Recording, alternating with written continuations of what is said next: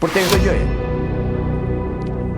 Edhe po t'isha unë në burg, dhe po të mos ishe, edhe të që jam unë në burg, dhe po t'isha gjallë, dhe po t'isha i vdekur unë dhe tani që jam gjallë.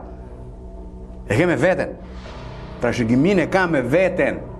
Trashëgimia që ka për të pasur është krimi organizuar dhe kartelet. Është kryeministri që mbolli, lulëzoi, krijoi, internacionalizoi, pushtetëzoi, pasuroi krimin e organizuar dhe kartelet e drogës.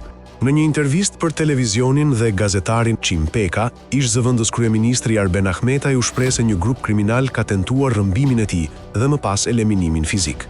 Ai u shpreh: "Në raport me mua dhe me familjen ka ndryshuar shumë gjëra ashtu siç ka ndryshuar edhe në realitetin shqiptar, në qarkun e një viti.